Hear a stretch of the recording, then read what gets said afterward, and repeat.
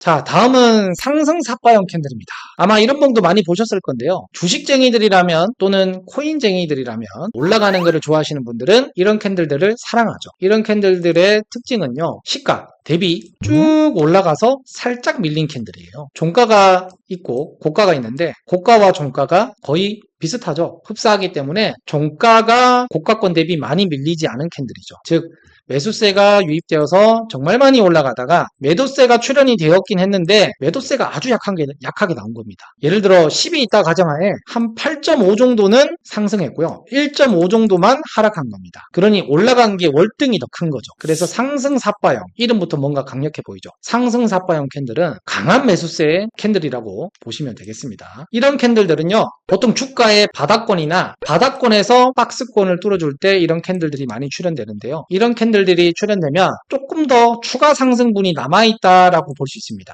왜냐하면 매도세가 약하게 출현되었잖아요. 보통 주가가 추세가 꺾일 때는요. 매수가 세서 올라가다가 꺾이거나 매도가 세서 내려오다가 상승으로 꺾이는 포인트를 잘 생각해 보시면 꺾이기 직전에 항상 그 꼬리가 많이 발생돼요. 무슨 말이냐면 주가가 떨어지다가 올라갈 때는 아래 꼬리를 잘 봐야 되고요. 그리고 반대로 주가가 올라가다가 꺾이는 거는 윗꼬리를 잘 봐야 됩니다. 윗꼬리를 잘 보셔야 되기 때문에 우리가 꼬리가 짧다라는 건 추세가 아직까지 진행하는 방향으로 조금 더 상승할 가능성이 높다라고 보는 거죠. 그래서 이런 패턴들은요. 상승 추세 초반에서 나오게 되면 상승 지속을 암시하는 캔들이고요. 만약에 상승 초입이 아니라 주가가 이렇게 많이 오르는 상태에서 출현되는 상승 삿바형은 신뢰도가 조금 떨어지긴 해요. 제가 말씀드리는 건 추세가 하방으로 나오다가 이렇게 살짝 오르다가 발생되는 상승 삿바형은 추가적인 상승이 더 남아 있어요. 근데 그게 아니라 많이 빠지고 많이 올랐는 데서 만약에 특히나 전고 저항대까지 맞물려 있다 그러면 이런 패턴들은 조만간 주가가 더 빠질 수 있다 이 얘기입니다.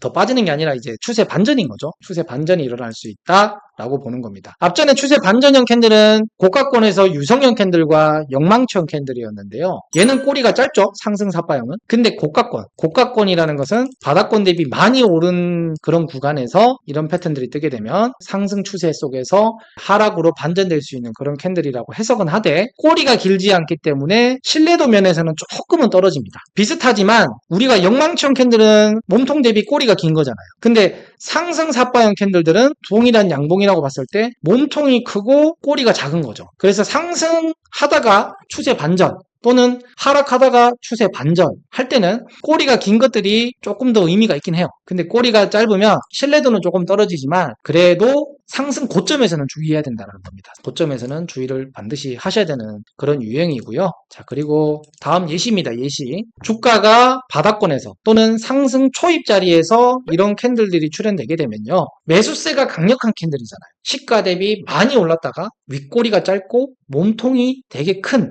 저런 양봉이 뜨게 되면 상승에 또는 매수세의 힘이 강력하기 때문에 추가 상승분이 조금 남았다라고 해석을 하셔야 되는 또는 할 수 있는 그런 패턴이라고 생각하시면 될 것 같습니다. 그리고요. 하락 삿바형 캔들입니다. 제가 아까 상승 삿바형은 매수세로서 위로 올라갈 때 상승 초입에서 힘이 강력하다라고 말씀드렸습니다. 근데 하락 삿바형은요. 반대예요. 시가와 고가가 동일하고 종가와 저가가 아래에 있습니다. 근데 종가는 위에 여기 살짝 위에 있고 저가는 더 아래에 있죠. 얘는 장중에 매도세가 강력하게 출현되어 가지고요. 거기서 종가가 밑으로 쭉 빠졌다가 살짝 매수세 유입으로 살짝 들어 올린 거예요. 쭉 뺐다가 살짝 들어 올린 캔들. 그게 바로 하락 삿바형이라고 합니다. 이런 거는요. 주가가 고가권에서 또 떠도 위험한 거예요. 보통은 주가가 쭉 올라가다가 고가권에서 이런 패턴들이 뜨게 되면요. 아주 강력한 매도세가 출현되었고 그 강력하게 출현되었던 구간에서 아래 꼬리가 어떻습니까? 짧죠? 아래 꼬리는 무슨 영역이라고 그랬죠? 매수의 영역이라고 그랬습니다. 매수세의 유입이 아주 작은 거예요. 반대로 시가 대비 종가는 아래까지죠. 밑에까지 빠졌죠. 매도세는 크게 나왔는데 매수세가 작게 들어왔기 때문에 이거는 아직까지는 매도가 매수를 장악하고 있다. 그래서 시장이 불안정하다라고 보는 그런 유형의 캔들입니다. 그래서 상승 추세 고점에서 뜰 때 되게 위험한 패턴이고요. 그리고 하락 추세에서 이런 게 더 떴다. 이런 캔들들이 그러면 추가적으로 더 뺀다라는 겁니다. 추세가 지속되는 패턴이라고 합니다. 신저가로 빠지는 패턴들에서도 자주 출현되는 캔들이고요. 그리고 올라가면서도 고가권에서 갑자기 이렇게 몸통을 달고 빠지는 이런 패턴들의 하락 삿바형 캔들들은 추세 반전, 강한 매도세의 출현으로 주가가 빠질 수 있다라고 보는 그런 이것도 꼭 참고하셔야 되는 유형의 캔들입니다. 예시입니다. 하락 삿바형 캔들은 주가가 올라가다가 이렇게 몸통이 크고 시가 대비 여기는 살짝 올라갔던 모습을 보여주고 있긴 하거든요. 시가 대비 윗꼬리가 살짝 있죠. 근데도 살짝 올라갔다가 다시 빠지고 있어요. 매도세가 이렇게 길게 나와서 추세가 하방으로 쭉 이어진 이런 패턴들입니다. 주가가 쭉 올라갔다가 고가권 영역에서 이런 패턴들이 뜨게 되면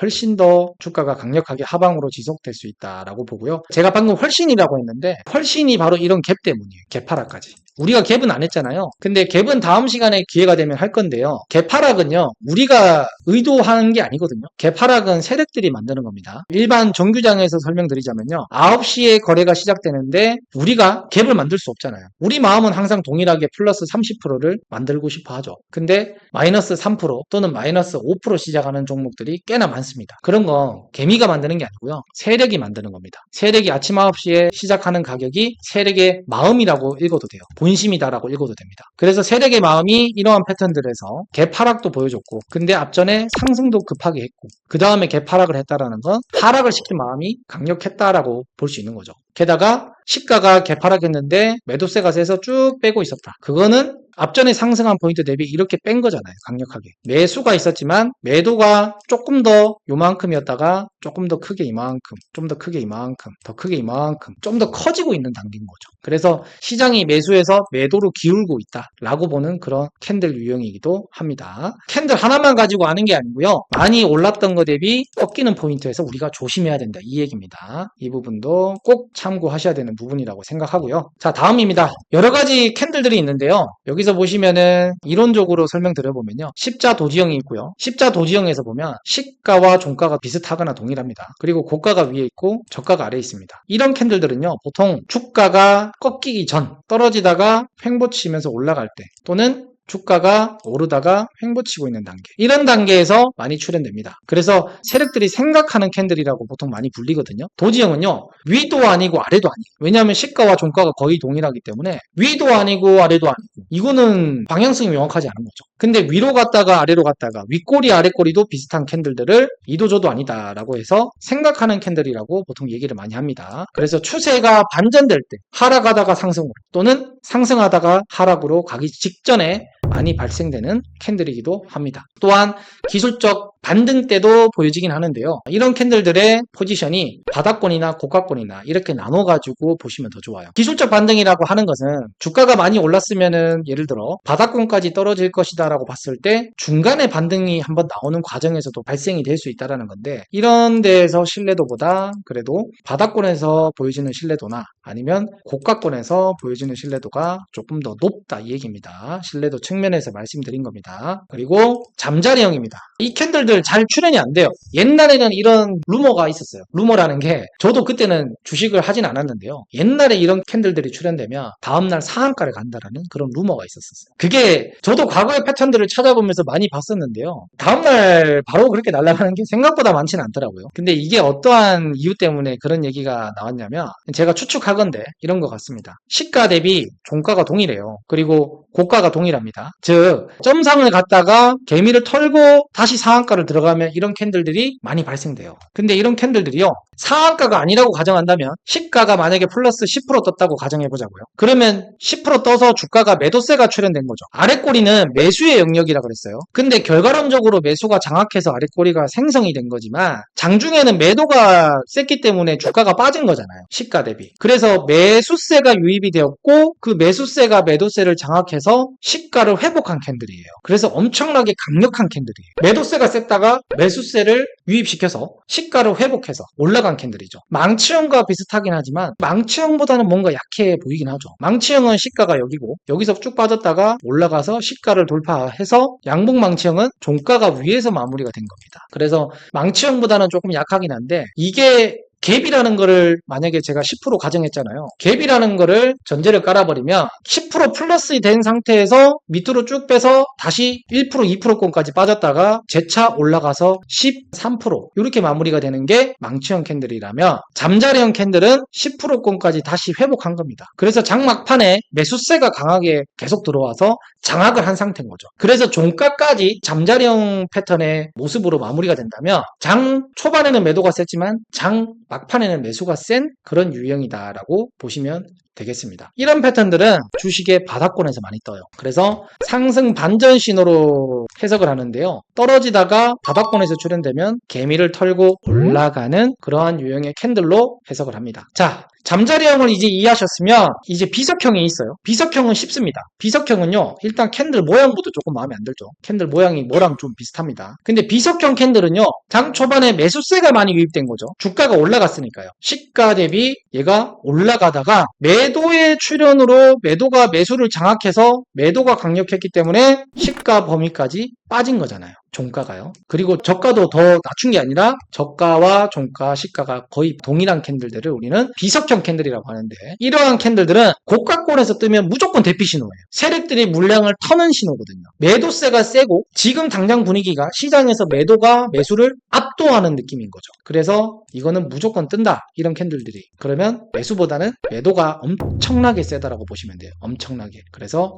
안 좋게 봅니다. 자, 그리고 예시로 한번 보겠습니다. 다음 차트를 보시면 바닥에서 이런 캔들, 잠자리형과 비슷한 거죠. 잠자리형과 망치형은 비슷합니다. 몸통의 길이로 보시면 되는데요. 보통 바닥에서 잠자리형과 망치형의 특징이 뭐죠? 아래에 달린 이 꼬리입니다. 이 아래 꼬리가 길면 길수록 매수의 유입이 강력하게 됐다라는 거잖아요. 주식의 바닥권, 하락하다가 바닥권에서 저렇게 아래 꼬리를 말아 올린다라는 것은 강력한 매수의 유입으로 강력한 추세 전환을 예고하고 암시하는 그런 캔들이다 라고 보면 되겠습니다. 그래서 결과론적으로 주가가 올라간 모습을 볼 수가 있겠네요. 다음입니다. 다음 캔들에서 보시면 비석형입니다. 윗꼬리가 길고 몸통이 좀 작죠. 아랫꼬리가 살짝 달려있긴 한데 예시와는 조금 다른 생김새긴 해요. 여러분들은 아까 이렇게 비석형을 보셨잖아요. 근데 여기서 몸통이 살짝 더 형성이 돼도 되고 살짝 아랫꼬리가 달려도 상관없어요. 이렇게 캔들들이 조금씩 바뀌어요. 잘 보시면 이런 것들 망치형과 비슷하게 생겼잖아요. 근데 잘 보시면 윗꼬리가 조금 있어요. 여기에 얘도 영망치형처럼 보이지만 아랫꼬리가 조금 있죠. 약간 다르게 생겨요. 그래서 약간 있는 캔들의 꼬리들은 어느 정도 무시하셔도 됩니다. 그냥 비슷하게 생겼으면 비석형이든 잠자리형이든 도찌형이든 아니면 유성형이든 비슷비슷하게 생기면 그 캔들로서 해석하면 됩니다. 오늘 이렇게 지금 시간이 좀 많이 흘렀죠. 길게 설명을 드렸는데요. 아마 여러분들이 캔들 공부하시다 보면 패턴으로만 그림을 외우신 분들이 계실 건데요. 오늘 제가 이 강의를 드리면서 전달하고자 하는 내용의 핵심은 아랫꼬리와 윗꼬리의 매수 매도의 크기, 즉 길이에 따라서 얘네 크기가 좌지우지 되면서 주가의 판도를 바꿀 수 있다는 겁니다. 아랫꼬리가 길면 매수의 유입이 컸던 거기 때문에 주가가 계속 올라갈 가능성이 높고요. 올라가다가 윗꼬리가 많이 발생되면 주가가 조만간 떨어질 수 있다 이 얘기입니다. 근데 여기서 조금 더 나아가서 주가의 바닥권에서 뜨면 긍정적으로 보는 캔들이 있고요. 같은 캔들이라 하더라도 주가의 고점에서 뜨면 긍정적이지 않고 부정적으로 보는 캔들들이 있다라는 겁니다. 자, 오늘 그래서 이렇게 전체적으로 캔들 패턴은 몇 가지 안 됩니다만은 윗꼬리와 아랫꼬리에 대해서 그리고 캔들 패턴 몇 가지들 바닥에서 뜨면 어떻고 고가에서 뜨면 어떤지 그에 대해서 설명을 많이 드린 것 같습니다. 반복 학습 많이 하시고요. 기본기가 중요한 겁니다. 모든 스포츠에서 기본기가 중요하든 주식에서도 캔들이 정말 중요한 겁니다. 근데 캔들을 외우려고 하지 마시고요. 이해를 하려고 하세요. 그러면 매수와 매도의 유입이 어디서 이루어졌는지에 따라 우리가 긍정적인 신호로 또는 부정적인 신호로 받아들여서 매수 매도하는 데 있어서 큰 도움을 줄 것이라 믿어 의심치 않습니다. 자, 오늘은 여기까지 강의를 하도록 하고요. 다들 고생 많으셨고 저는 다음 시간에 또 뵙도록 하겠습니다. 감사합니다.